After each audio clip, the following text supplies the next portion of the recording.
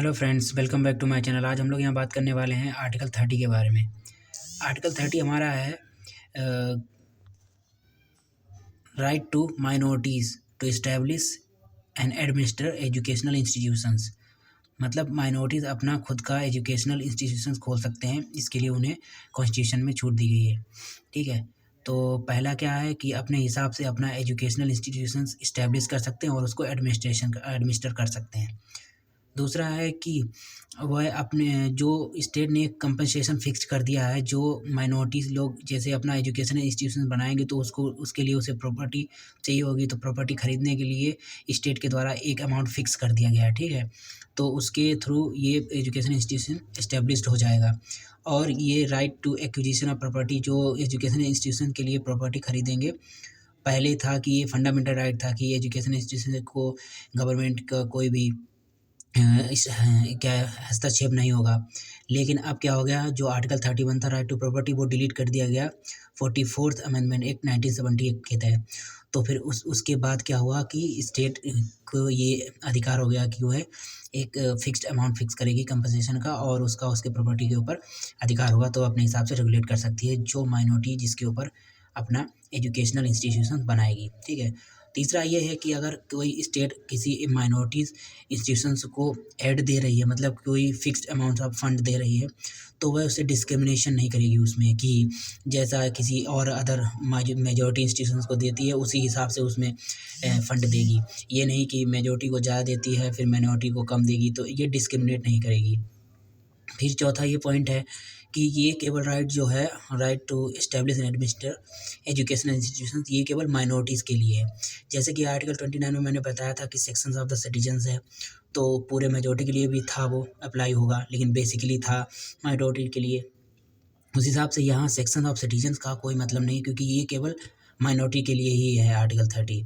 और इसमें ये भी है, माइनॉरिटी शब्द कोई भी कॉन्स्टिट्यूशन में कहीं भी यूज़ नहीं हुआ है, लेकिन सेंट्रल गवर्नमेंट के द्वारा ये बनाया गया है, उसमें संशोधन किया गया ये कि हाँ, माइनॉरिटी को ये रिलीजियस और लिंग्विस्टिक बेसिस के आधार पे उनको ये अधिकार मिला है माइनॉरिटीज़ को कि अपना एजुकेशनल इंस्टीट्यूशन इस्टेब्लिश कर सकते हैं। चौथा है कि माइनॉरिटी अपना एजुकेशनल इंस्टीट्यूशन इस्टेब्लिश कर सकते हैं, उसको एडमिनिस्टर कर सकते हैं और अपने बच्चों को उसी अपनी ही लैंग्वेज में उसमें शिक्षा दे सकते हैं। तो इससे गवर्नमेंट को या किसी को भी कोई भी आपत्ति नहीं होगी। अब एजुकेशनल इंस्टीट्यूशन माइनॉरिटीज़ वाले कितने तरह के होते हैं? ये 3 टाइप्स के होते हैं। कौन-कौन से होते हैं? 3 टाइप्स के होते हैं जी। पहले होते हैं कि जैसे वो टोटली मतलब कि गवर्नमेंट के ऊपर डिपेंड होते हैं कि गवर्नमेंट ही एड दे रहा है, मतलब फंड दे रहा है, और गवर्नमेंट ही उनको मतलब कि क्या रिकॉग्निशन दे रहा है। तो ये टोटली गवर्नमेंट। और दूसरा है कि रिकॉग्निशन तो गवर्नमेंट दे रहा है, लेकिन फंड गवर्नमेंट नहीं दे रहा है। और तीसरा है कि ना तो रिकॉग्निशन गवर्नमेंट दे रहा है, ना फंड दे रहा है। तो जो ऊपर वाले 2 टाइप के इंस्टीट्यूशन थे जिसमें गवर्नमेंट कहीं न कहीं तरह से इन्वॉल्व है, तो उसमें गवर्नमेंट के पास रेगुलेटरी पावर होते हैं, स्टेट के पास रेगुलेटरी पावर होते हैं। स्टेट गवर्नमेंट की बात हो रही है यहाँ पे। तो स्टेट गवर्नमेंट के पास regulatory power in the sense कि वह उन एजुकेशनल इंस्टीट्यूशन का सिलेबस डिसाइड कर सकती है, उसके teacher, teaching staff, non teaching staff, और किस स्टैंडर्ड की एजुकेशन होगी, क्या-क्या क्राइटेरिया होंगे, ये सब डिसाइड कर सकती है। लेकिन जो थर्ड टाइप का एजुकेशनल इंस्टीट्यूशंस है, जिसमें ना तो स्टेट की रिकॉग्निशन की ज़रूरत है और ना ही उनके फंड की ज़रूरत है, तो ऐसे इंस्टीट्यूशंस फ्री होते हैं कि वो अपने हिसाब से उसको एडमिनिस्टर कर सकते हैं, अपने हिसाब से एडमिनिस्ट्रेशन की अथॉरिटी को हायर कर सकते हैं, टीचिंग स्टाफ हायर कर सकते हैं, ये सब। एक इसी से रिलेटेड एक जजमेंट आया था, मलंकारा सीरियन कैथोलिक केस 2007 का, तो उसमें सुप्रीम कोर्ट ने जजमेंट दिए थे। कुछ पॉइंट्स हैं, उनको भी देख लेते हैं। पहला पॉइंट्स ये है कि अपने हिसाब से कोई भी माइनॉरिटी अपना एजुकेशनल इंस्टीट्यूशन इस्टेब्लिश कर सकते हैं, उसको एडमिनिस्टर कर सकते हैं। और दूसरा था कि वे अपने हिसाब से जो एडमिनिस्ट्रेशन की अथॉरिटी होगी उसको हायर कर सकते हैं, उस पे जो पूर्णतः विश्वास कर सकें कि वो हाँ, कि ये सही है, उनके इंस्टीट्यूशन को चला सकती है, तो ऐसे बंदों को वो हायर कर सकते हैं एडमिनिस्ट्रेशन के लिए। दूसरा ये है कि एडमिनिस्ट्रेटर हायर टू अपॉइंट, आप फिर teaching staff, non teaching staff, इन सबको अपॉइंट कर सकते हैं अपनी मर्ज़ी से। ठीक है। तीसरा ये है कि उसमें जो क्या है स्ट्रक्चर, जो फ़ीस स्ट्रक्चर है वो डिसाइड कर सकते हैं। ठीक है। उसके बाद to use its property asset for education, जो जैसे कि जो इस पे प्रॉफ़िट हो रहा है एजुकेशन इंस्टीट्यूशन में, उस प्रॉफ़िट को और उस जो प्रॉपर्टी है उसके एसेट को तुम उसके एजुकेशनल इंस्टीट्यूशंस के अपने फ़ायदे के लिए यूज़ कर सकते हो। ठीक है। फिर आर्टिकल 30 हमारा है टू राइट कन्फर्ड माइनॉरिटीज़, कि ये है कि उसमें जैसे कि तुम ये हो गया कि मेजॉरिटी से ज़्यादा माइनॉरिटीज़ को अधिकार नहीं मिलेंगे, नहीं तो फिर ये रिवर्स डिस्क्रिमिनेशन हो जाएगा। मतलब ये हो जाएगा कि तुम माइनॉरिटी की हेल्प करते करते यही नहीं पता चला स्टेट को कि कब उसने मेजॉरिटी को मतलब डिस्क्रिमिनेट कर दिया। तो ये मेजॉरिटी को नहीं लगना चाहिए कि अब तो स्टेट गवर्नमेंट केवल माइनॉरिटी का ज़्यादा सपोर्ट कर रही है। तो माइनॉरिटी और मेजॉरिटीज़ का रेशियो मतलब इक्वल रहना चाहिए, इक्वलिटी रहनी चाहिए उनमें, डिस्क्रिमिनेशन नहीं होना चाहिए, ठीक है।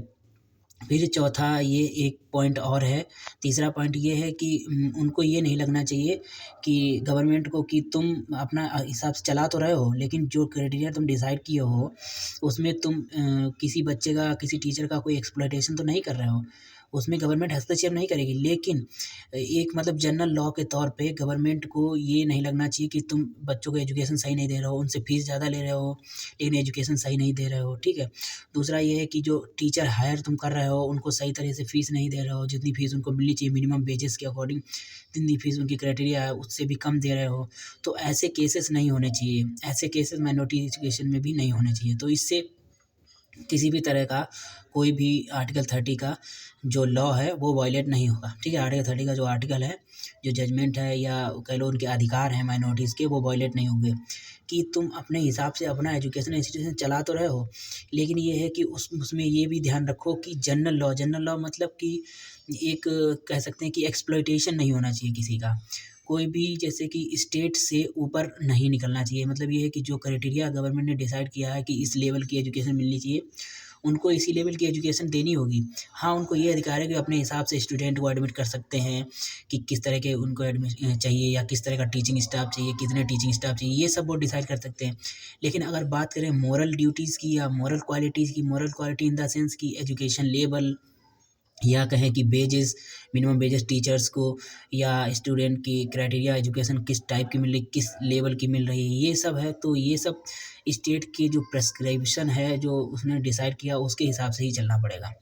इसमें किसी भी तरह का कोई माइनॉरिटी ये नहीं कह सकती कि उनका अधिकारों का हनन हो रहा है यहाँ पे, ठीक है। तो यही था आर्टिकल 30 और मलंकारा केस 2007 का। मिलते हैं नेक्स्ट आर्टिकल में। आर्टिकल 32 बहुत ही important, very very important article 32 of the constitution, क्योंकि ये आर्टिकल हमारा है कॉन्स्टिट्यूशन रेमेडीज़ का, मतलब जितना फंडामेंटल राइट्स है, अगर ये आर्टिकल नहीं हुआ तो समझ लो फंडामेंटल राइट्स सारे बेकार हैं। क्योंकि ये आर्टिकल है, इसमें सारे रेमेडीज़ का मतलब ये होता है कि सब मर्ज़ों की दवा, मतलब ये तुम्हारी जितने फंडामेंटल राइट्स हैं उसमें कोई भी तुमको प्रॉब्लम होती है, यहाँ पे उसका सल्यूशन है आर्टिकल 32 में। तो मिलते हैं नेक्स्ट आर्टिकल 32 में, तब तक के लिए धन्यवाद, थैंक यू।